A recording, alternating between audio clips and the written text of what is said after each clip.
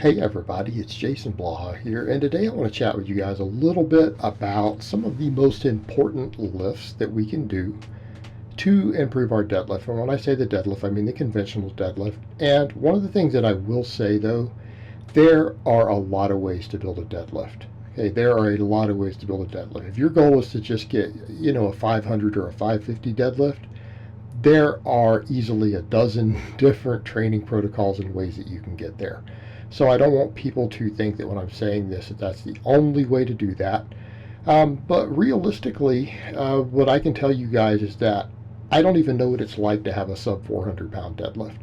Because when I started training, for me, I did squats and barbell rows and pull ups and stuff. I did lots of those things before I ever tried to deadlift, and I already had a 405 squat the first time I tried to deadlift. And so I walked in and pulled 455.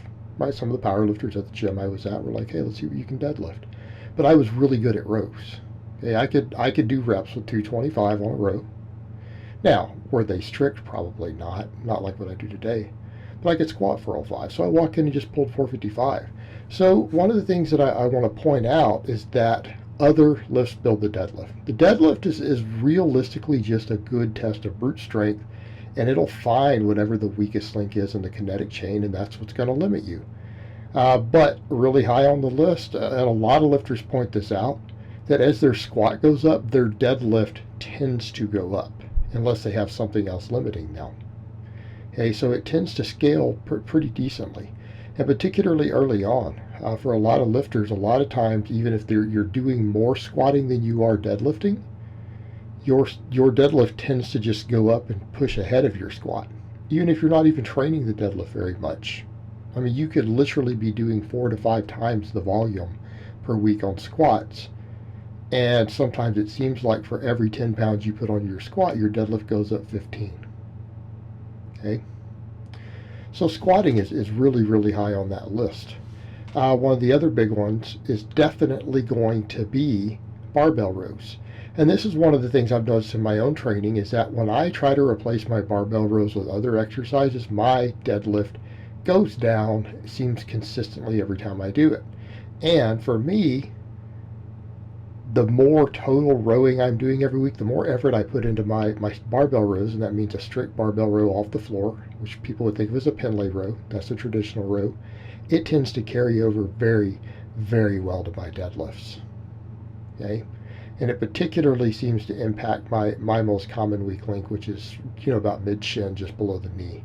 It seems to impact that very, very hard. Okay, so if I quit rowing for a while, I tend to start sticking right there on the deadlift. All right, which you guys will see on some of this rep work here, like watch me doing some of that rep work in the background right there. See where it slows? That first rep slows just below the knee. Okay. So that's what tends to happen to me personally. Even when I'm doing my rep work, that first rep is usually slow there. So that also affects my maxes.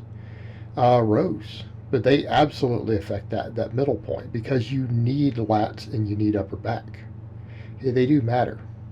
And rows gives you a good balance of that. Now, if you really have a lat weakness there, things like pull-ups and chin-ups can help even more.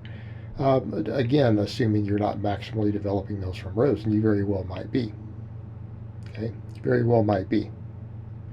But these are very important lifts for doing it. And I would go so far as to say that if you only did a couple exercises to improve your deadlift, a good strict row and heavy squatting will work absolute wonders for your deadlift. Okay, they will build most of your deadlift for you. And we really need to understand the importance of that with that rowing. Okay, because as far as most of the upper back musculature goes, it teaches us how to set up, it teaches us how to get tight on the row, it gives us that isometric strength in the posterior chain. Okay, and I've actually seen guys out there, and I'm not going to name names because I don't want to start fights, but I've seen one guy out there say, well, he doesn't like barbell rows because they interfere with his recovery on deadlifts, and he just can't deadlift as much. And the reality is, he's a guy who's got a weak deadlift relative to his squat and his bench. There's a guy out there on YouTube. He's got a monstrous bench. He benches more than I will ever bench at any point in my life, no question about it. Right? I'll never even be close. He's not that great of a deadlifter. Okay? His deadlift was within shooting distance for me. So, again, I'm going to go over and say that if the guy just would get in and do rows, he would be better at deadlifting. He'd be better at deadlifting. But rows. Lots and lots and lots of rows. And obviously one of the other ones being the good morning. And you guys know that I promote the good morning, and I generally say the good morning is one of the best, if not the best, supplemental lift you can do for squatting and deadlifting.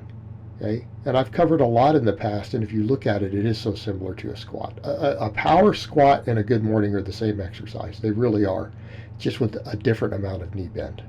The rest of the biomechanics are the same. So the good morning increases your squat quite a bit. Like the good morning itself will improve your squat. Well, if your squat goes up, your deadlift goes up. Well, let's come back over to the other thing with the good morning also. We can recover better from a good morning. We can do more total volume of hip hinging thrown in on top of our deadlifting, because we can't do a lot of volume on deadlifting. We really can't. But, we can do a good morning. It will improve our squat, which again, if our squat goes up, our deadlift goes up. But then we also get a hip hinge, and it tends to build the areas up that the squat doesn't hit as effectively for the deadlift itself. Okay, because it is a hip hinge, and the deadlift is a hip hinge. And that's understood, and that's something we have to always keep in mind. Most lower body exercises are somewhere in the hip hinge squat continuum. Okay, and there's a flow of those, and even some type of squats are more hip hingy than others. A power squat tends to be very hip hingy. Right? An Olympic full front squat is the least hip hingy of the squats. We can say the same thing with deadlifts, right? A deadlift is a hip hinge, a conventional deadlift, absolutely is. So is a Romanian deadlift, okay? The trap bar deadlift is slightly more squatty and slightly less hip hinge. And then the sumo deadlift is the least hip hingy and most squatty out of all of the deadlifts, right? Even more so than the trap bar. So if anyone talks about, the trap bar to protect you, stress off your low back, well, why don't you just sumo deadlift? It does exactly what you want that to do better. Actually takes out another degree further. It puts even less shear than the trap bar. But I digress. The point is, all of these things are on that continuum. And the good morning being kind of really is a hip hingy squat is essentially what it is. But it is a full hip hinge. It's just that we don't bend at the knee as much as we do at a squat. But, again, it is a hip hinge, and it's a hip hinge that we can handle a pretty large amount of volume on that will feed both of the exercises, and those exercises feed each other. So it's just an all-around amazing supplemental lift to improve your squat and your deadlift. Even though this video is about the deadlift, it carries over to both. And, of course, the squat then in turn carries over to the deadlift. So it's a good idea to do all of those. And I would say if you want to get really good at deadlifts, I would put my focus into those 3 exercises. Okay, they're going to do the most for you. And just remembering that at the end of the day, the deadlift is really just a test of brute strength. That's what it is. But if you shore up all the weak links, you're going to have brute strength. All right, guys, well, that's really all I have to say on that today. I hope it's been informative, and I will talk to you guys next time.